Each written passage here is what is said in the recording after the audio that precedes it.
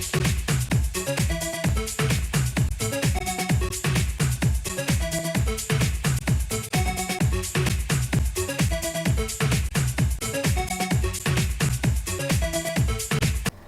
Back after a short break. हमारे साथ हैं डॉक्टर शिशिर गुप्ता। ब्रेक पे जाने से पहले बहुत सारे क्वेश्चंस के बारे में डॉक्टर शिशिर ने बताया।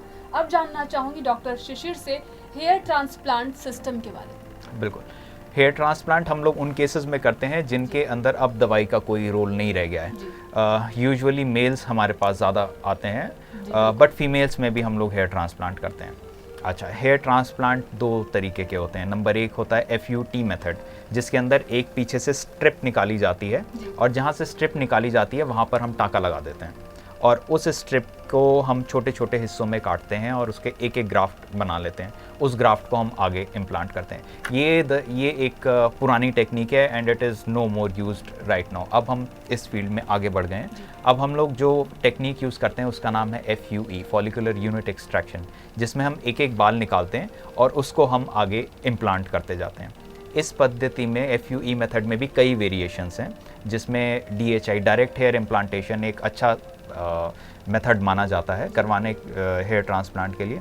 हम लोग जो यूज़ करते हैं, हम लोग ADHI मेथड यूज़ करते हैं, जिसका नाम है advance direct hair implantation method. इस मेथड में भी हम लोग उसी तरीके से एक एक यूनिट निकालते हैं, लेकिन इसके अंदर जो ग्राफ्ट की सर्वाइवेबिलिटी है, यानी ग्राफ्ट के उगने के चांसेस नंबर एक वो बढ़ जाते हैं। नंबर दो, ये लगभग पेनलेस होता है।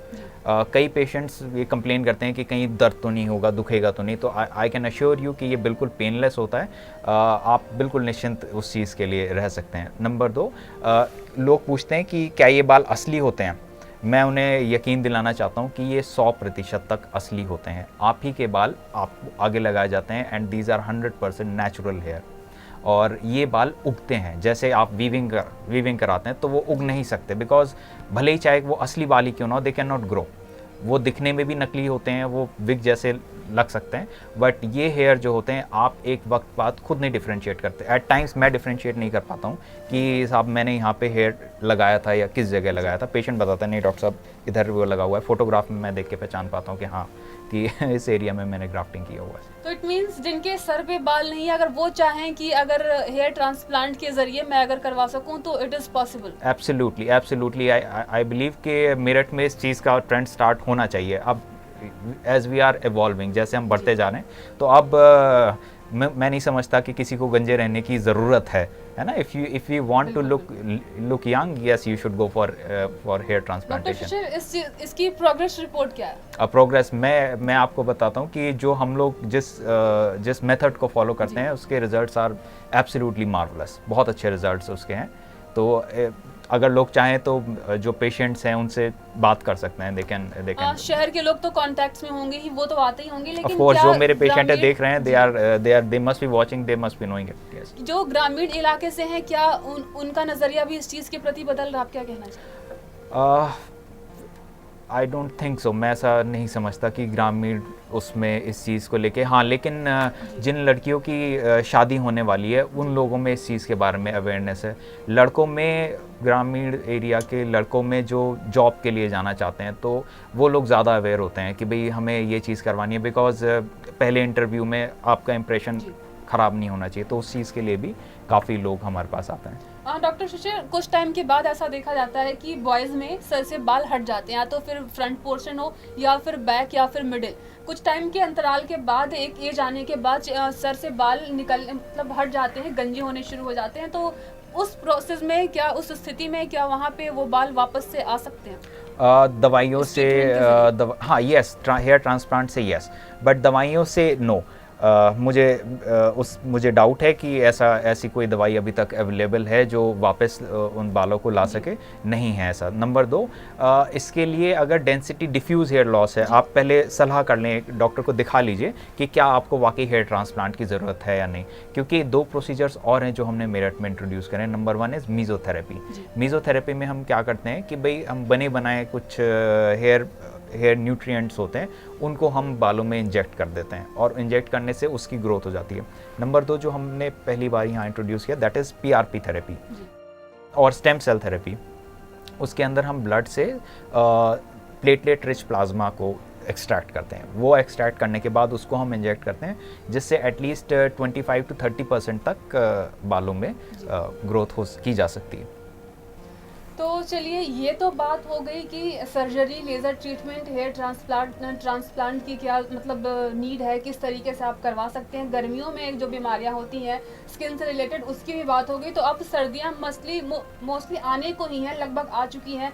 तो सर्दियों में जो बीमारियां होती हैं, नॉर्मल जो बीमारियां, बेसिक चीज़ें जो जिस पे हम फेस करते हैं या शुरू हो जाएंगी वो बीमारियां, उसके बारे में आप बताएं कि उसके रोकथाम के लिए, चाहे वो स्किन से रिलेटेड हो या फिर और भी, तो उसके डर्मेटोलॉजी से रिलेटेड जो बीमारी सबसे कॉमन स्किन में होती है, दैट इज़ सोराइसिस नाम की बीमारी। ये सोराइसिस नाम की जिन लोगों को है, जो लोग अफेक्टेड हैं इस बीमारी से, वो परेशान होते हैं इस सीज़न में। उन लोगों की परेशानी थोड़ी सी बढ़ जाती है। नंबर 2, इसमें एक बीमारी होती है कॉल्ड स्केबीज़, वो भी इसमें थोड़ी सी ज़्यादा बढ़ जाती है सर्दियों के दौरान। कॉस्मेटोलॉजी से रिलेटेड अगर हम बात करें तो चेहरे पे हमारे ड्राइनेस आनी शुरू हो जाती है सर्दियों के। और मोस्टली ऐसा देखा जाता है कि अगर कपड़े पहने, ऊनी कपड़े पहनते हैं तो उसके बाद स्किन पे दाने निकलने शुरू हो जाते हैं। वो दाने कहीं ना कहीं, कभी स्किन मोटी हो जाती है, उन दानों की वजह से रेड होना शुरू हो जाता है। तो ये जो बीमारियां हैं, तो इसके लिए कि ताकि पहले से ही वो इन चीज़ों से बच सके। अगर स्किन प्रॉब्लम है, कपड़ों की दिक्कत है, कपड़ों को चूज करना स्किन के अकॉर्डिंग, तो वो थोड़ा आप बताएं। जैसे कॉस्मेटिक प्रोडक्ट्स होते हैं, जैसे हमारी स्किन उस कॉस्मेटिक प्रोडक्ट से सेंसिटिव होती है, ठीक उसी तरह कई कपड़े भी होते हैं जिनके प्रति हमारी स्किन जो होती है वो सेंसिटिव होती है। अगर हम उन कपड़ों को पहनते हैं तो हम लोगों को एक कंडीशन होती है जिसको इरिटेंट कॉन्टैक्ट डर्मेटाइटिस कहते हैं, तो ये हो जाती है। अगर ऐसा होता है तो आप नंबर 1 काम ये करेंगे, उस कपड़े की पहचान कर लीजिए कि साहब ये कपड़े आपको फिर नहीं पहनना है। नंबर 2, आप डॉक्टर के पास जाएंगे ताकि उसको तभी हम कंट्रोल में ला सकें, उस कंडीशन को वर्सन अप ना करें।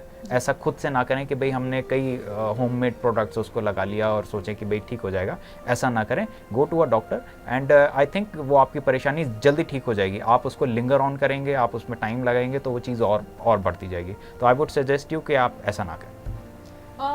नॉर्मली अगर पूछना चाहूँ पर्सनल की, जैसे अगर डेली रूटीन में, चाहे गर्मियों की बात हो या फिर सर्दियों की, दोनों मौसम के बारे में पूछना चाहूँगी। घर से बाहर जब निकले, कॉस्मेटिक्स का तो यूज़ करती ही हैं लड़कियाँ, उसके नुकसान के बारे में भी अब तो उन्हें पता ही चल गया होगा कि हाँ किस तरीके से उन्हें यूज़ करना, खुद को यंग दिखना, खुद को फिट रखना है। लेकिन नॉर्मली अगर जानना चाहें कि घर से बाहर निकले तो कौन सी क्रीम हमें यूज़ करनी चाहिए, किस तरीके से बाहर निकलना चाहिए धूप से बचने के लिए, या फिर नॉर्मली करेक्ट। धूप से बचने के लिए आप एक सनस्क्रीन यूज़ करें। नंबर 1, सनस्क्रीन का SPF 20 से ज़्यादा होना चाहिए, 20 से ज़्यादा होना चाहिए। नंबर 2, अगर उस सनस्क्रीन से आपको ऐसा लगता है कि दाने बनने शुरू हो गए हैं तो आप उस सनस्क्रीन को डिस्कार्ड कर दीजिए, इसका मतलब वो काम नहीं कर रही है। दूसरी चीज़, पानी ज़्यादा से ज़्यादा, जितना पानी हो सकता है उतना पानी पिएं। अगर आपको किसी कॉस्मेटिक आइटम से चेहरे पे जलन महसूस होती है तो उस आइटम की कंपनी आप चेंज कर लें। आप उस में भी, आप अगर आपका प्रोफेशन अलाउ नहीं करता कि भाई हम के बिना उसके मेकअप करें, तो आप उसकी कंपनी आप चेंज कर सकते हैं। Use some other companies product. तो क्या ये ट्रीटमेंट, ये क्रीम गर्मियों के लिए भी और सर्दियों के लिए भी, दोनों के लिए भी सेम? ऑफ कोर्स सनस्क्रीन तो हम हमेशा यूज़ करना चाहिए, और मैं ऐसा समझता हूँ कि जो 20 से ज़्यादा जो SPF है, I believe that is more than sufficient for anybody. But अगर दाने होते हैं तो उसको बंद कीजिए एंड विजिट योर डर्मेटोलॉजिस्ट। एक सबसे ज़्यादा इम्पॉर्टेंट क्वेश्चन जो लड़कियों के लिए आज की डेट में बहुत ज़्यादा इम्पॉर्टेंट है, जो दूसरों को देखकर कॉपी करती हैं, दूसरों को जहाँ अदर लड़कियों को देखेंगी वो गोरी हो गई, या फिर एक्ट्रेसेस को देखती हैं, जो भी उनके फेवरेट वंस होते हैं, अगर वो उन ज़्यादा बेटर दिखते हैं तो उन्हें कॉपी करना हो तो वो बिल्कुल नहीं भूलती। अगर वो गोरी हुई तो मार्केट में जो भी चीज़ें उपलब्ध हैं वो यूज़ करना शुरू कर देती हैं। तो फेयरनेस ट्रीटमेंट के बारे में आप बताएं। Fairness treatment, yes. पहले तो ये जाने कि भाई सांवलापन होता किस वजह से है। Number 1, genetic. अगर सांवलापन जेनेटिक है ना, तो उसको नहीं बदला जा सकता, ना ही कोई क्रीम ऐसा कर सकती है।